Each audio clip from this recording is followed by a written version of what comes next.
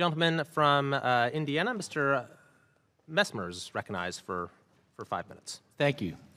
My home state of Indiana stands as a national leader in pro-school choice legislation. Back in 2011, our state legislature passed the Indiana Choice Scholarship Program that has since become the largest single voucher program in the United States.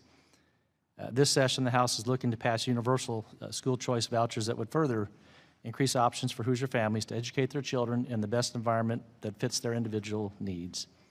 At the federal level, as we members of Congress should follow these steps. I'm proud to join my friend Rep. Adrian Smith and other distinguished colleagues on this committee in co-sponsoring the Education Choice for Children Act, a bill that would provide K-12 scholarships to as many as 2 million students across the country to attend the school that best meets their needs. Dr. McShane, Indiana is a leader in school choice reform, creating the largest voucher program in the country, and it's seen a 32% growth this past year. Now the state is looking to move universal vouchers, allowing parents to choose specialized programs that fit their children's needs or schools that align with their religious and moral values regardless of their income level. How would a federal universal program like this fit into Milton Friedman's idea of a government's role in education? I think would be relatively well aligned with that. As I mentioned, Milton Friedman's idea, which is oftentimes caricatured to be a sort of free-for-all of schools, he thought that schools could be independently operated, parents could freely choose between them, but the state would play a role in financially supporting them, which sounds like would be happening in that bill. Okay, thank you. And just to clarify, in Indiana, to accept vouchers, a school must submit to the same accountability standards as any other public school. As a follow-up to that, Mr. McShane, do you think it is possible that giving parents choice of what is best for their option, including vouchers, charters, and unrestricted public-to-public transfers, could lead to better outcomes for all students by creating competition?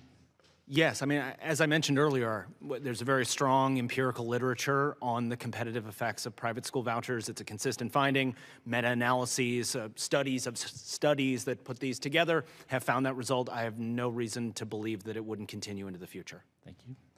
Mr. Blanks, one of the important aspects of Education Choice for Children Act is that it creates a lifeline for students trapped in local schools, school districts, or states that will likely never pass school choice policies for themselves. It's vital that these students have access to educational options. You live in a state that established a voucher program, but not every student is so fortunate. Why do you think it's important for students nationwide rather than just select states to have choice?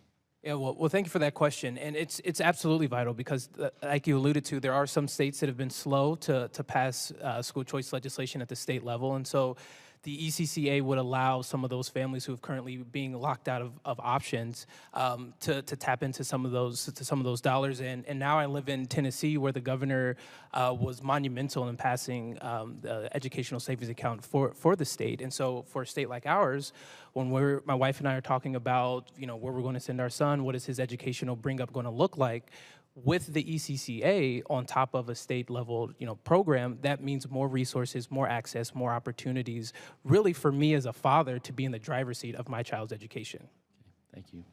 Mrs. Clark, there are many families in my district in Indiana who are affected by learning disorders like your children and need the benefit of choosing a program that will fit the needs of their child and learning disabilities. Indiana implemented a similar program called the Indiana Education Scholarship Account that provides access to students with disabilities and their families access to education environment that best needs their needs. As a parent, how do you think these types of programs can improve to further assist those that our public school system tends to leave behind?